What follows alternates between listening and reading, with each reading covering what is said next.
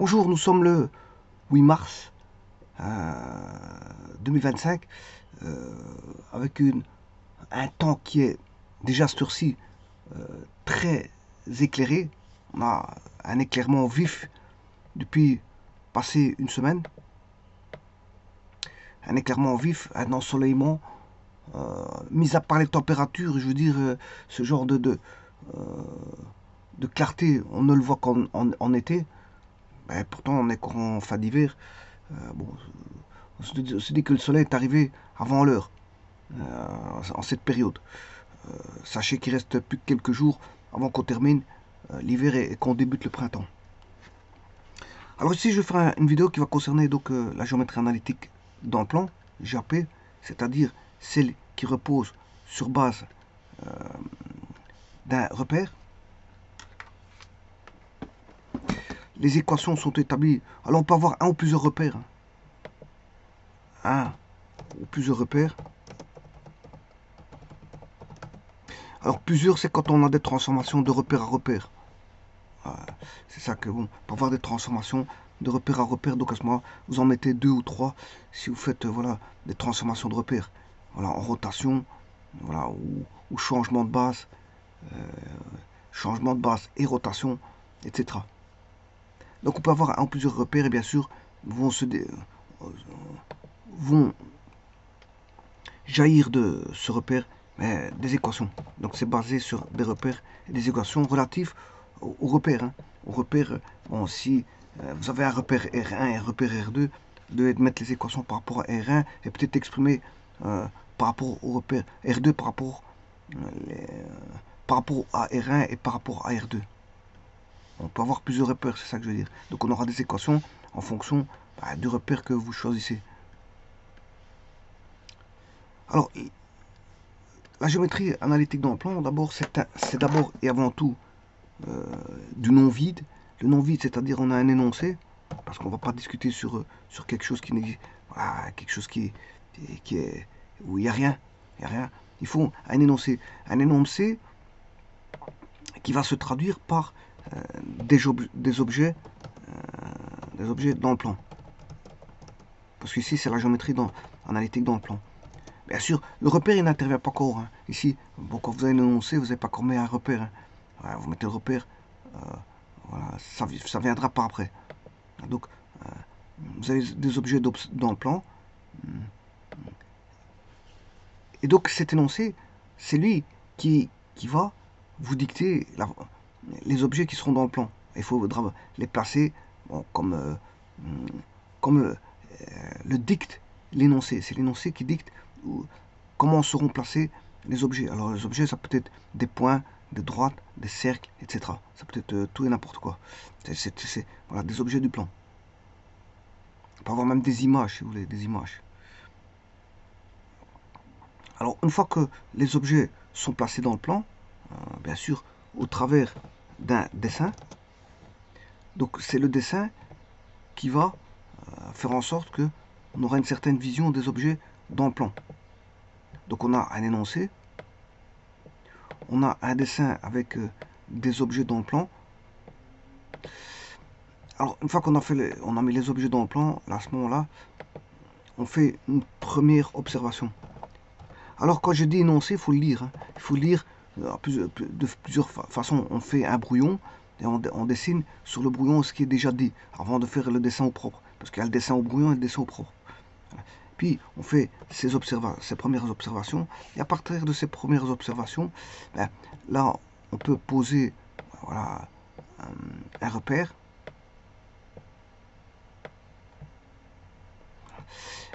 Alors après, une fois que le repère est mis, ben, on pratique la méthode.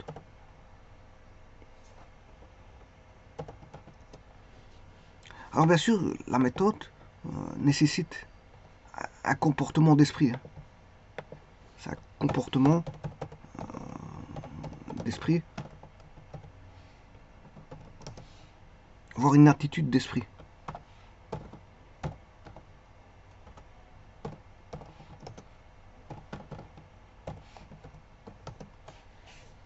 Comportement d'esprit, attitude d'esprit. Alors l'expérience peut aider aussi. la connaissance, qu'est-ce qui va aider? L'aide, c'est la connaissance et l'expérience.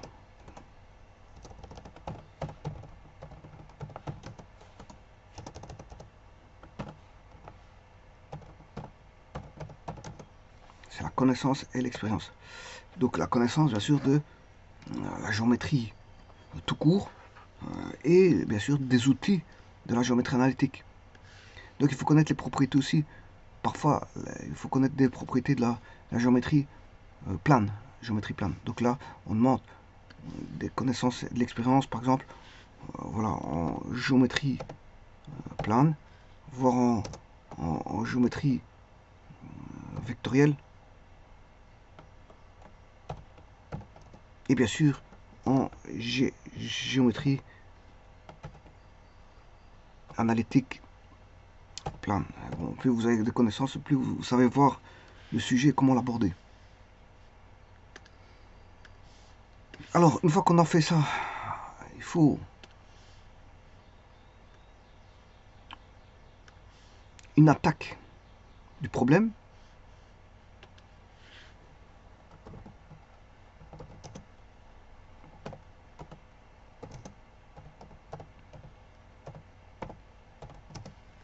Alors, sous un angle donné, vous attaquez le problème sous un angle donné. Et donc là, à ce moment-là, l'attaque du problème sous un angle donné va ramener, bien sûr, une méthode ou des méthodes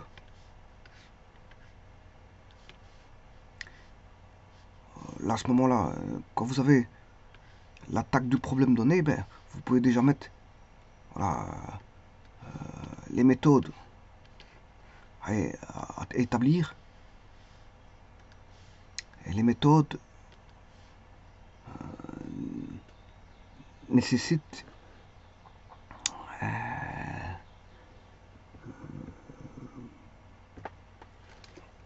bien sûr, il faut connaître les outils de la géométrie analytique dans le plan. Les outils, l'usage d'outils.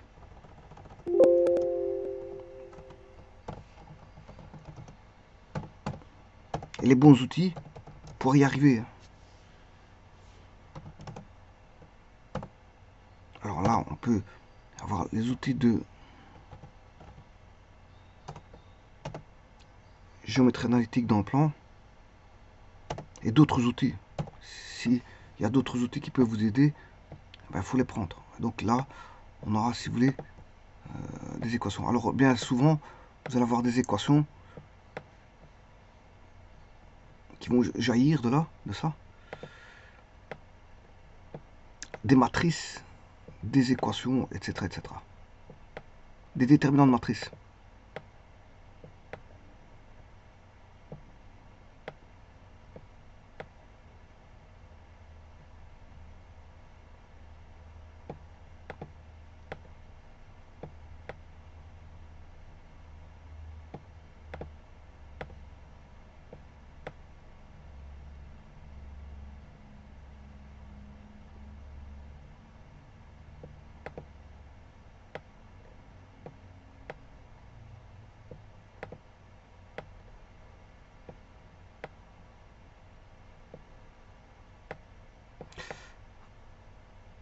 Alors on aura des équations, on peut avoir des systèmes d'équations,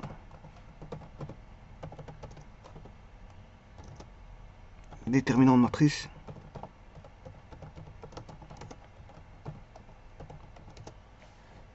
et ainsi de suite.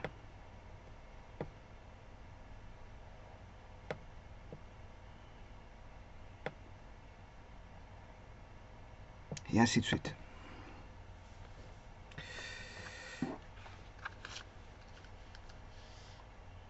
Alors bien sûr, il faut l'art et la manière.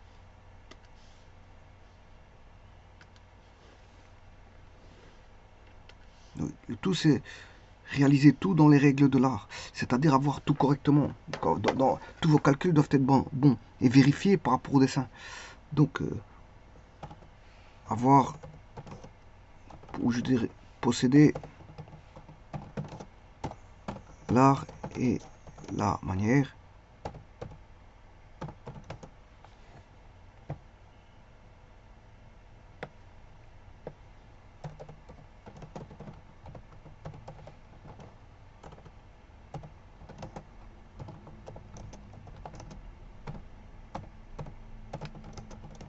Alors là, ça veut dire que tout doit être correct, hein, dans vos calculs. Il faut pas d'erreur. S'il y a une erreur, il n'y a pas de problème. Tout le monde fait des erreurs, hein. Le tout, c'est de se corriger par rapport au dessin. Vous regardez si dans le dessin, tout est bon. Donc il faut toujours se contraindre à aller voir ce qui s'y passe dans le dessin. Je vous rappelle que ce qui est évolutif, c'est le calcul et c'est le dessin. On a une évolution du calcul et du dessin. Parce que c'est pas parce que vous avez fait le dessin que ça c'est terminé. Le dessin va être évolutif, hein, il peut évoluer au cours du temps.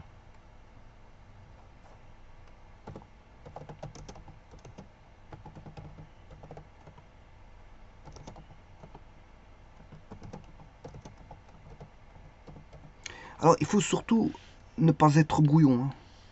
Parce que si quelqu'un est brouillon, c'est fini. Il doit pouvoir s'y retrouver dans ses feuilles de calcul. Donc ici on va mettre clarté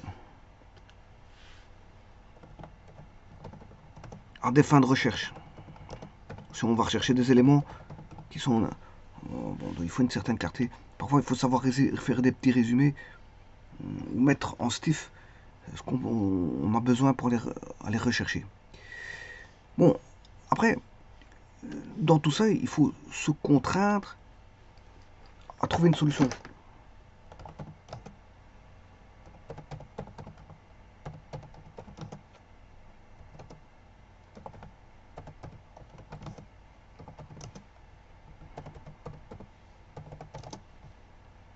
Bon, si vous ne l'avez pas, tant pis. Bon, mais je veux dire, au moins, si vous avez fait le bon travail, voilà, c'est déjà ça. Bon, alors qu'en fin de travail, on peut aussi faire de nouveau une nouvelle observation. Mais plus la même que celle d'avant, on peut faire des observations et voilà, par rapport à ces observations,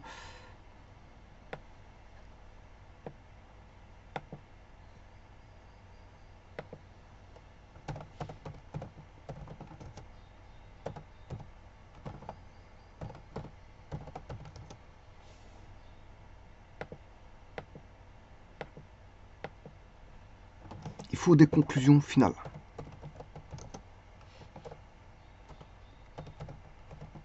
Et on doit pouvoir mettre ça avec, voilà, conclusion finale, on peut faire des rapports, des liens.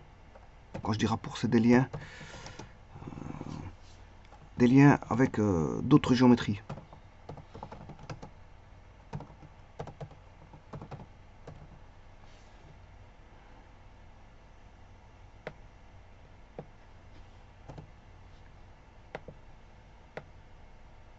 Voilà, et donc tout le travail de la géométrie analytique, attention que parfois on a des calculs qui sont pas forcément lourds, mais parfois on peut avoir des calculs qui sont très lourds, hein. On peut avoir une page de calcul comme on peut avoir 7 ou 8 pages de calcul, voire 10 pages de calcul, voire plus. Donc il y a des traitements en fonction de l'énoncé qui seront simples ou qui prendront pas beaucoup de temps parce que le problème, bien sûr, il y a des niveaux. On peut parler de niveaux, hein. Il y a des niveaux, simples comme partout, hein. Il y a du niveau, ce qu'on appelle du niveau simple. On peut catégoriser en niveau simple, niveau moyen,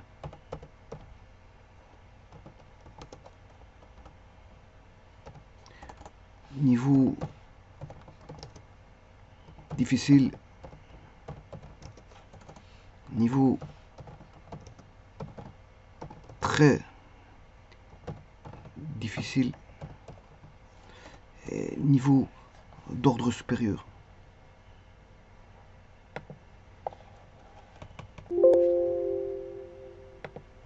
d'autres niveaux d'ordre supérieur.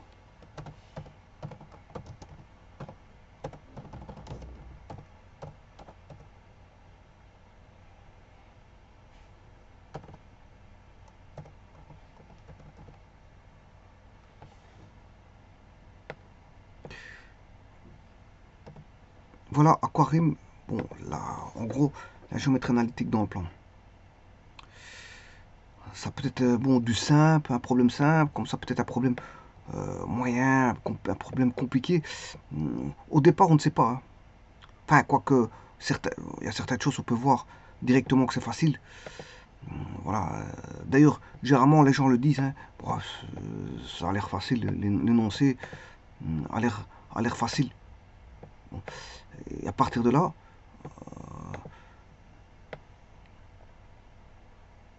bah, parfois on peut se tromper. On peut estimer que l'estimation, on se dit que c'est facile, et puis après, bon, on se rend compte que c'était plus compliqué qu'on ne le pensait. Bon, parfois on pense que c'est compliqué, et le problème il est facile. Donc le jugement, c'est un caractère du jugement, mais si on l'a au départ, tant mieux. On peut se dire, ouais, bon, on est capable, on peut commencer le problème, et se dire, bon,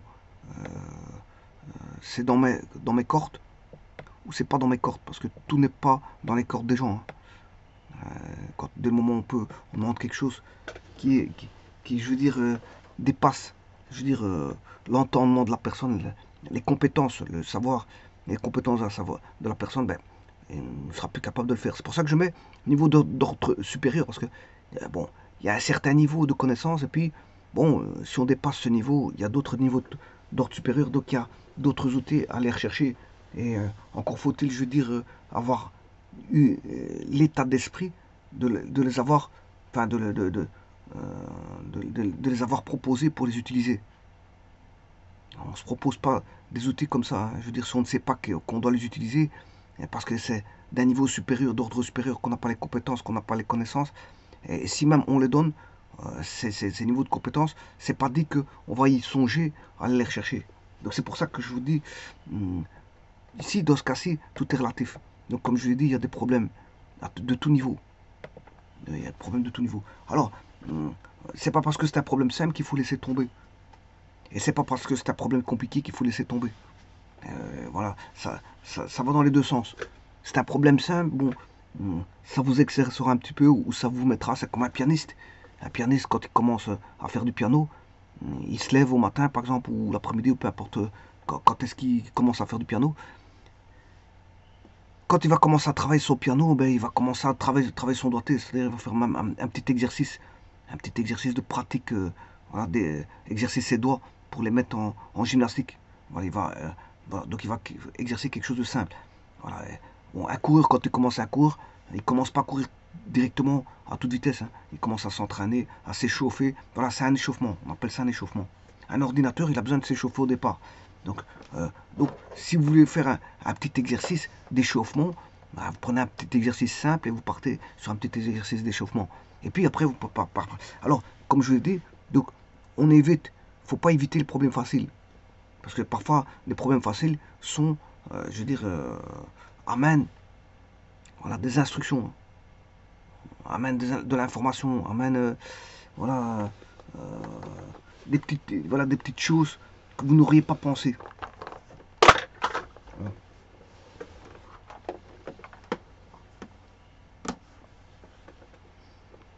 Maintenant, un problème compliqué, faut pas forcément l'esquiver, parce qu'il peut apporter énormément aussi d'informations. Donc, le problème simple, niveau problème compliqué, peut ramener tous les deux, voilà, des petites choses où ça permet aussi de vous exercer si c'est un problème simple. Donc, vous mettre en pratique et vous échauffer. Vous échauffer, on va dire ça comme ça. Avant de commencer d'autres calculs. Je vous remercie.